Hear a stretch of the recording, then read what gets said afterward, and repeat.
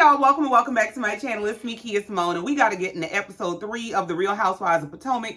Now, I don't think this is going to be a long review because there wasn't a whole lot that happened in this episode, and I think all the action is next week. And I'm in the middle of taking out my braids, so I'm giving Celie in the front, City Girl in the back, and I got to get me together. So let's just get on into it and get on through. Before I do, shout out to Granny the Great for the super thanks. Thank you so much. Now, child, let's get into this episode. So this episode opens up in the middle of Gizelle and Ashley's bullshit. We see the three ladies arriving at the event. Ashley and Gizelle go to confront them. Gizelle is coming across the room screaming, y'all got to go. You just as ratchet. Stacy is taken aback. Stacy said, hold on now. Ashley, didn't you tell us to be here by 8 o'clock? She said, yes, I did. She said, it's 8 o'clock and we're here. So what's the problem? Ashley said, well, the problem is it's 8:04. Just because y'all work people nerves don't make y'all a job. What the hell you mean it's 8:04? You late. What? My thing is, if you are that concerned or that strict or you have that many boundaries about what time someone needs to arrive at your event, state that from the beginning. First of all, these ladies ain't had nothing to do with Karen deciding to invite everybody to her event at the last minute. Furthermore, you go out of your way to embarrass these ladies who showed up to support you. And what you should have done is advised everyone at the time of invitation or when they RSVP'd that if you don't arrive to this event by a certain time, the doors will be closed. Attendees will not be allowed in after this time, so you done wasted your time and your money. But to curse people out because they exercise their free will to go to somebody else's event and still came to yours, you out your damn mind. So Mia, Stacy, and Jazzy, I think her name is Jazzy, they go stomping out. Stacy is going off about how she is embarrassed and offended. You ain't got to worry about her coming back to your shit.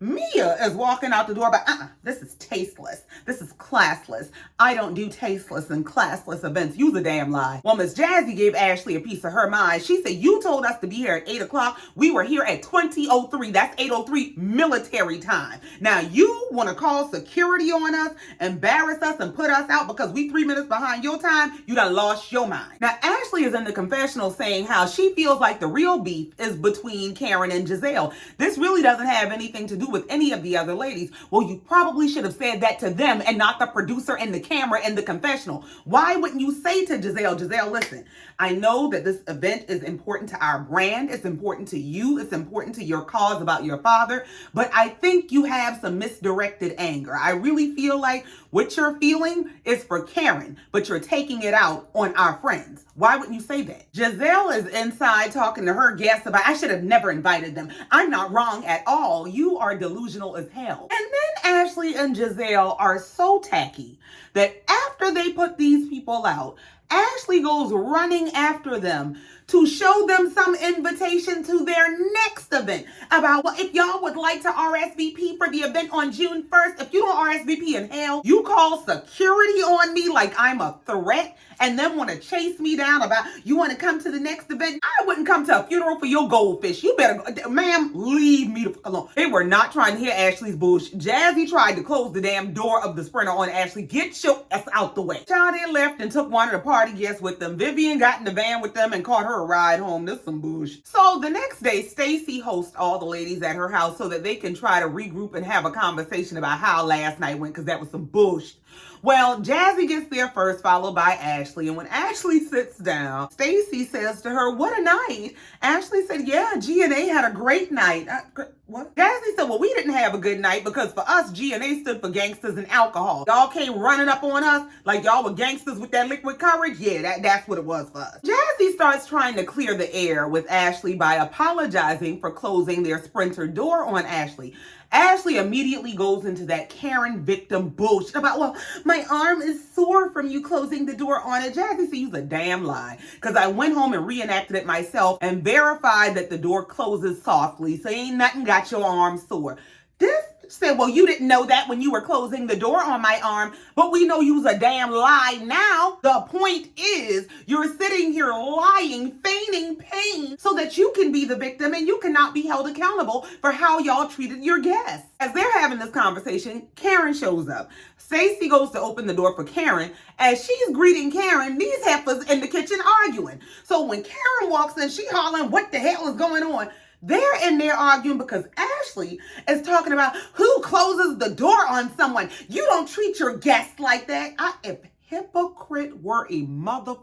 person. You and Gizelle had just openly embarrassed these people and put them out of an event, and then you chased her down and asked them to RSVP to your next one, and now you're mad because she slammed a door. Man, get the... Ashley irritates my soul. Ashley, to me, is a vile, evil person, like on a soul level. I cannot stand the girl. I really can't make y'all understand how much I do not like her. So now Karen enters the chat and she's trying to figure out, what are y'all arguing about? Are y'all moving forward? And I ain't gonna tell you no word of lie. I could be wrong, but Karen gave tipsy in this scene. I mean, from the moment Ray dropped her off at the door and she came walking in and she heard something about her. Gabe, I had a few shots before I got here. Now, that's her damn business. She good and grown. And if she had somebody to get her from point A to point B, you do what you want to do. But I'm just saying. So Ashley takes this opportunity to confront Karen about the whole stunt she pulled. She said, now, I talked to Gizelle.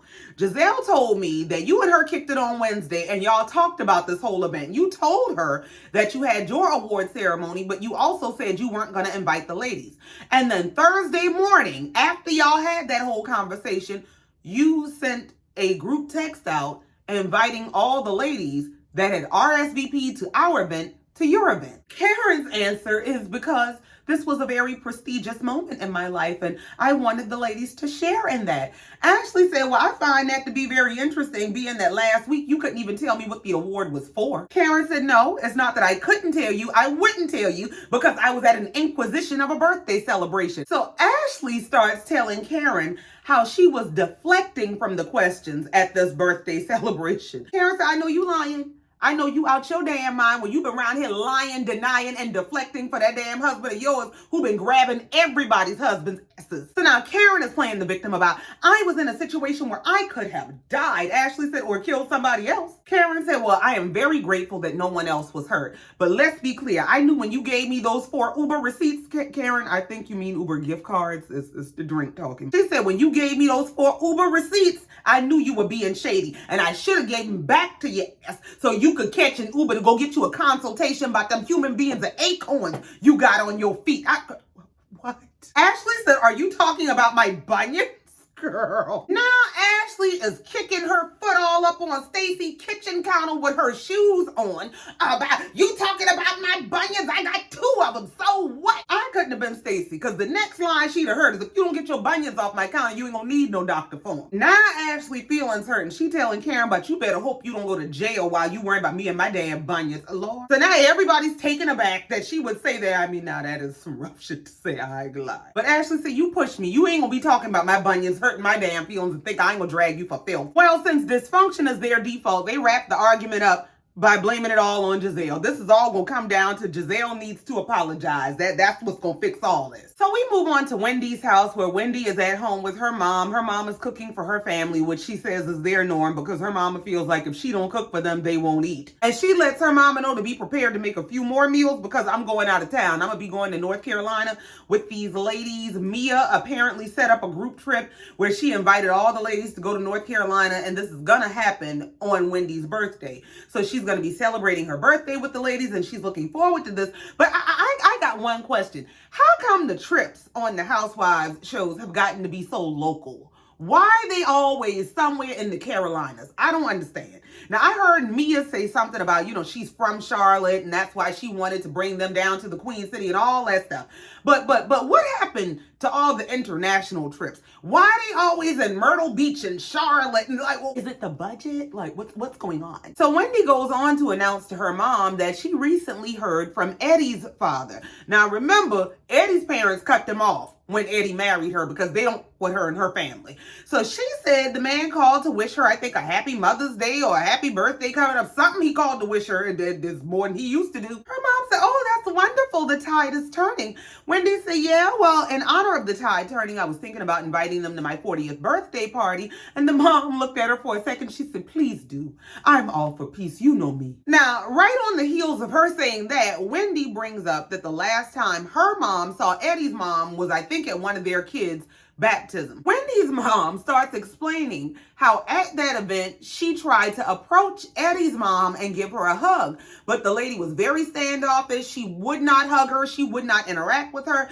She said, so I just didn't hug her and I told her, God will judge you. Well, won't God judge us all? Like, why is it that if somebody doesn't want to be in relationship with you, if they don't like you, if they see something that they find to be a problem within you, why all of a sudden do you think you get to be God's secretary and you get to say God gonna judge you for not liking me? Like God won't judge you too. It's not to say who's right or wrong in the beef, because we don't know what the issue is. I don't know who's right or wrong. I don't know who has a dog in the fight. It don't really matter to me.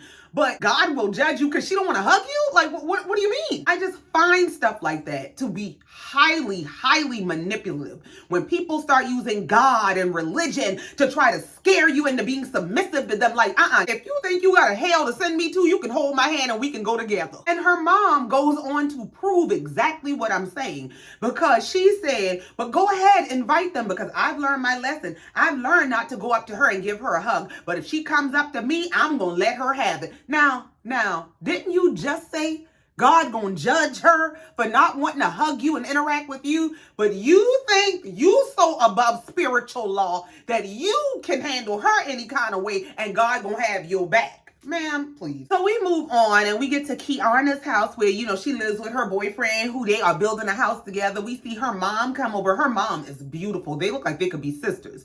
Well, her mom sits down and asks, well, what's going on today? She said her boyfriend Greg had just had a root canal, so he's in pain, and she's up making him breakfast because he needs food to take his medication. The mama just sitting there looking like, that's why I'm trying to tell you to get a ring. He got you and here working like a wife and you ain't got no guarantees, but go ahead. Kiana said in the confessional, she's never really been the girl who's been driven to get the ring. She's not the I gotta get engaged, I gotta get married girl. She'd rather they be together, build a relationship, live together, get to know each other, and then over time, as they build their relationship and build that bond, the ring will come. So we see Kiana's boyfriend, Greg, come downstairs. He comes downstairs to get his breakfast. And the mama greets him and they're all happy to see each other. I just came to check on you. The mom asked him, so, how are you enjoying you and Kiana living together? Listen, the reason this tickled me so much is that question is code for, how are you enjoying this free trial of my daughter as your wife? He said, well, it's taking some adjustments for both of us, but we're working it out. It's coming along. She's doing a great job. The mama just, So Greg leaves the kitchen and Kiana's mom asked her, well, how are things going with you? How are you? And Kiana starts explaining, everything she has going on personally and professionally. Basically, I'm really occupied. I'm very busy, but I'm very happy. So her mom said, well, what does the road to marriage look like right about now? Kiana said, mama, not just... Why? Kiana said, I'm just not the thirsty ring girl. That's just not me. I'm not that concerned about getting a ring. I feel like it'll come in due time. Her mom said, well, first of all, nobody is calling you the thirsty ring girl. You're definitely not that. You're the confident woman who waited for the right man to come along. I ain't saying that. I'm just saying, don't let him be milking your cow for free all kind of ways. So then we move on to Gizelle's house where she's at home getting her two daughters ready for prom. She has Cal doing their hair, and I just have to say, Cal done come a long way from them terrible wigs he used to put on Gizelle, because he did a really good job with those girls' hair. They looked absolutely beautiful. Now, while the girls are getting ready, Gizelle is talking about how she misses her dad because normally her dad would come up to be there with her and her girls when they're getting ready for a major event. And she's also saying how she had the opportunity to think about how she acted a complete ass at the event that was supposed to be in honor of her father, and how she realizes that the person she's mad at is Karen and not the ladies, and she needs to apologize to the ladies. Now here's my thing, and I'm working on this with me. I'm working on unforgiveness. But how you curse us out in front of everybody, call security on us, put us out, and this, oh, you know what? I went home and thought about it, and I should probably give them a private apology after I publicly embarrassed them. If you don't kiss my, like, you don't get to just fly off the handle, curse people out, embarrass people, handle people all kind of way, and then come back and say, oh, I'm sorry, let's be friends again. No, you need to apologize as publicly as you acted a fool. But I'm working on that. I'm praying about that. I ain't lying. So now as Cal is doing the girls' hair, in comes their dad, Jamal Bryant. So he comes in, Gizelle, ooh, you Gucci down to the socks, sir. Well, he comes in and he greets Gizelle and he kisses his daughter and then he has an awkward greeting with Cal because, you know, Cal used to be his assistant or his barber, his friend, something. I don't know what the relationship was, but that's how Gizelle met Cal, through Jamal. And she's in the confessional talking about, you know, who needs a husband? Just get the kids and the gay best friend. So now they get to negotiating what the girls' curfew is going to be for the night. And Jamal is saying how they can't be out too late because y'all got to be rested for church in the morning. Let me tell you how especially triggering people like that are for me.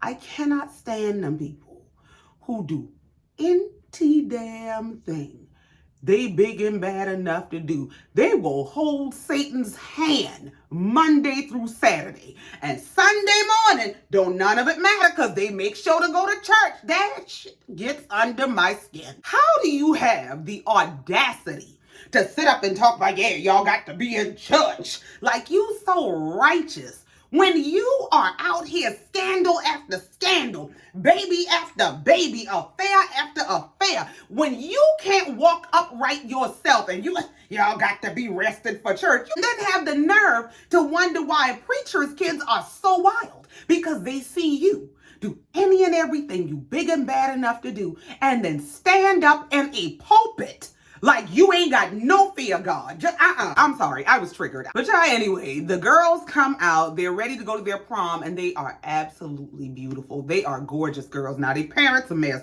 but they are gorgeous girls. So we move on to Mia and Ink. I don't like her. They're hanging out with her kids, of course, and she's telling him, oh, thank you for this staycation. You know, I really appreciate it because Gordon is always in our business. And he, oh, of course.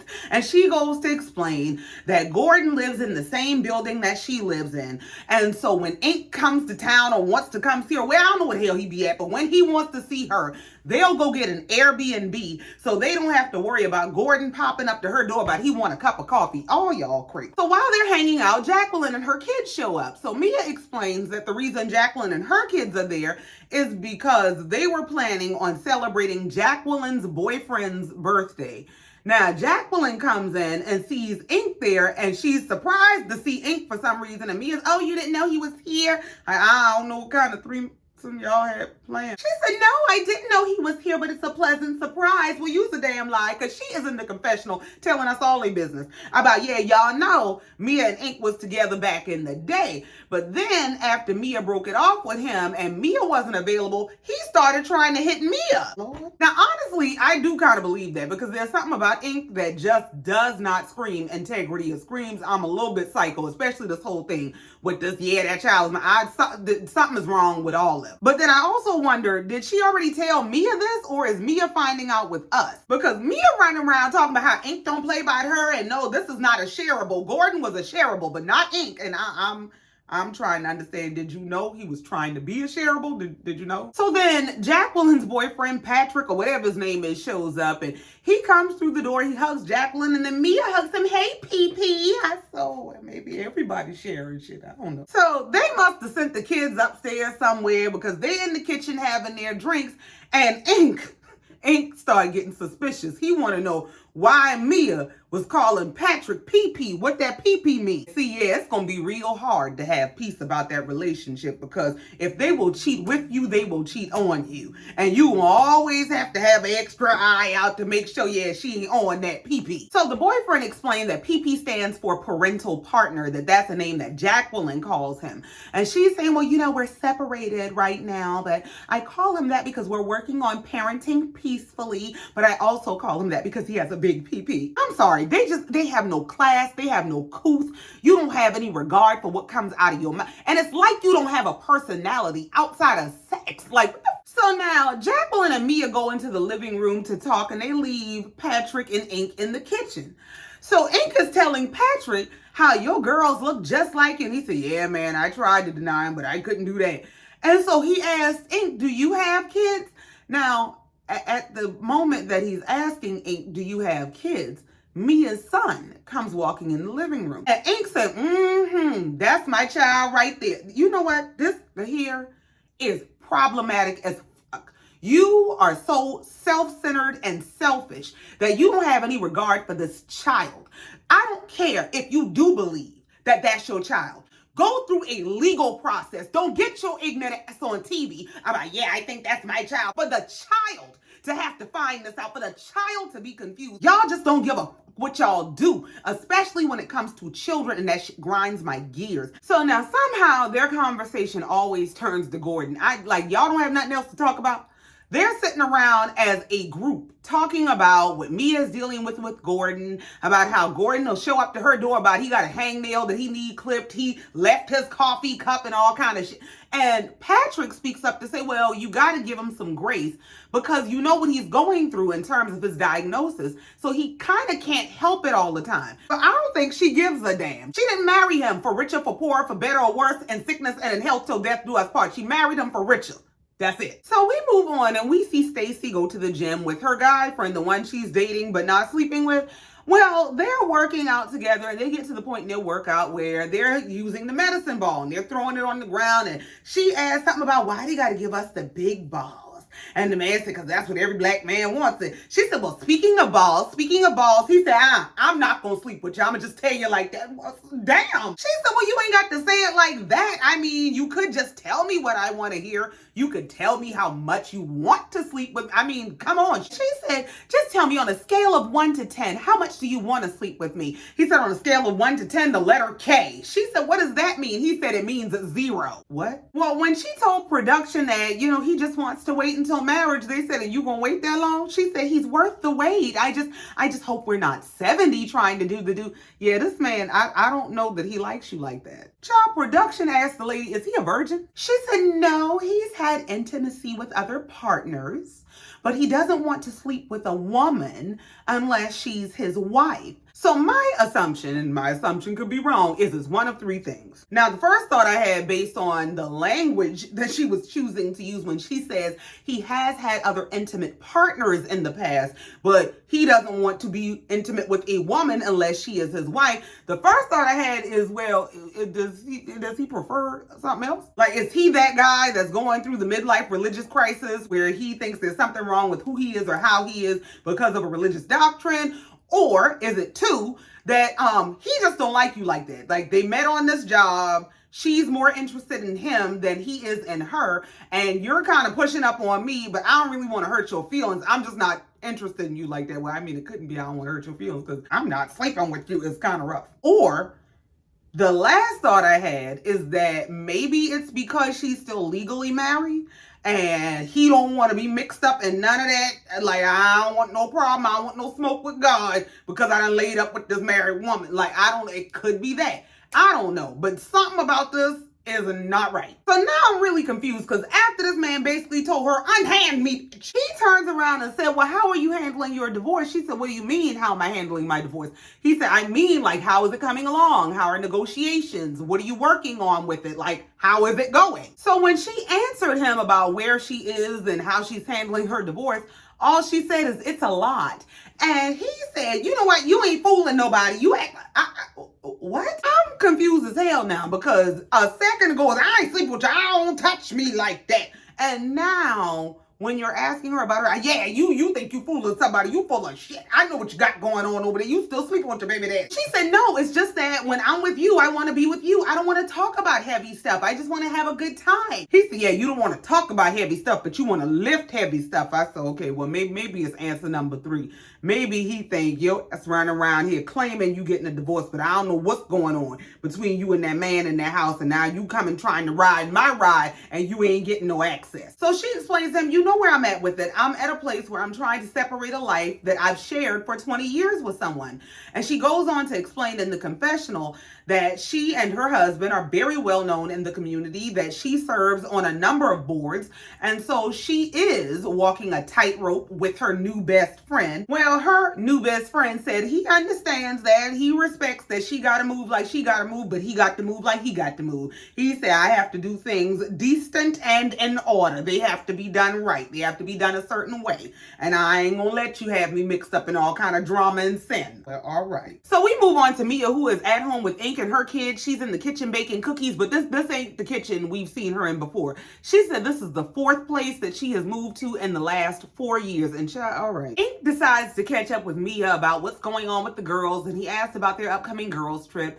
She said how she's excited to take everyone to Charlotte, and he said, well, is everyone going? She said, yeah, everyone's invited. He said, well, is Auntie going? Who the fuck is Auntie? Mia said, who's Auntie? And he looking at her like, don't act like that ain't our code name for that lady. She said, oh, Gizelle. He said, yeah, because she just put y'all out of her event, so she is coming. Let me tell you, they be playing with that auntie, but auntie is not an insult when you are the fly, fabulous, rich auntie. Auntie is not an insult when you can turn nephew to unc real quick. Auntie is not an insult when you actually get to live and age and have a life. Like, it's not the insult you think it is. She said, yeah, well, we actually talked. She invited me out to lunch and she apologized. And they show us the clip of Gizelle talking to Mia, telling her how she's really angry at Karen and she took it out on them and she apologized and yada, yada, yada. You knew what you were doing. So then he asked, well, how is Karen doing? And Mia turns around and whispered, she has a court date. He said, oh, she has a court date? She said, yeah. Why are we whispering? He said, we whispering because we don't want everybody to know she got a court date. I'm thinking y'all whispering because your edible just kicked in, because I gave high as... Mia saying how she went digging all through Karen's business and found out that she has to have a jury trial for her charges. And Ink is in there cracking jokes about y'all gonna go up there and support her. Y'all gonna go up there about free Karen. Man, So we move on and Gizelle hosts a lunch for the ladies. She takes that opportunity to apologize to the ones who she disrespected and embarrassed at her event. Wendy is absolutely taken aback. She said this got to be Gizelle's body double, because one thing that heifer don't do is apologize. Gizelle said, well, normally she don't, but she realized she was dead wrong, and so this time she did. Well, Gizelle ain't changed all that damn much. Soon as she finished this apology, she is knee-deep in Stacy's business about, well, tell me about you. I know that you have 2 children. Well, you don't know shit. Stacy said, no, I don't. I don't have no damn 2 kids. I have one amazing 8-year-old daughter. I've been married for 16 years, and we are unfortunately going through a divorce. She said in the 16 years that we were married, we kind of just lost each other. Gizelle said, well, do you want the divorce? Because you sound sad about it. When it was me, the closer I got to the end of the road, the happier I was. So are you sure you want the divorce? Ma'am, you were married to a pastor who was sleeping with every damn body. You should have been happy. Everybody is not happy that their marriage is falling apart. Stacy is looking at her like, have you no couth? She said, I'm never going to be happy about a divorce. I'm never going to be happy about that. Gizelle is looking around like, what's wrong with her? Like, this is a foreign language to her. Now, here goes Ashley with her misery loves company as telling all the ladies' business about she has a new friend. Gizelle said, oh, well, that's why you moved on. Stacy is looking around like, this bitch. She said, Ashley, I have had you at my home multiple times talking to you about my marriage, my divorce, my children. Now, children is plural, and you just said you had one, but she said you brought your ass here, and all it took was charcuterie and drinks for you to tell all my damn business. Ashley said, well, is it a secret? Stacy said, the priority for me is my daughter's mental health. That's what I'm concerned with. I'm not ashamed of my friend or my situation. What I'm ashamed of is how you brought it to this table. Ashley said, well, I didn't know that you were going around telling people individually. I didn't know that. Did you know that it wasn't your story to tell? Did you know that?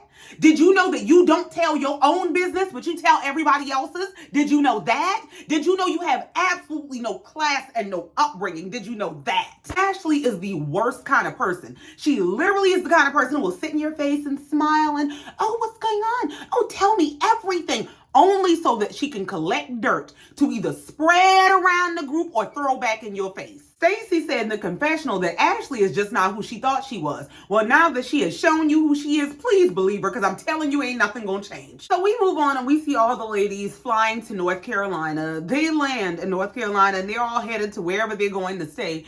And you see them chatting and getting to know each other. And Kiana is talking to Jazzy and asking her about how long she and her guy have been together. And she said they've been together 2 years now. And Kiana said, oh, me too. We're at the 2-year mark. And she asked, has your guy ever been married? She said, no, he's never been married. And he's never been in a serious relationship ever. So Kiana asked, well, does he have kids? She said, yeah, he does have kids. But again, he has never been in a serious relationship ever.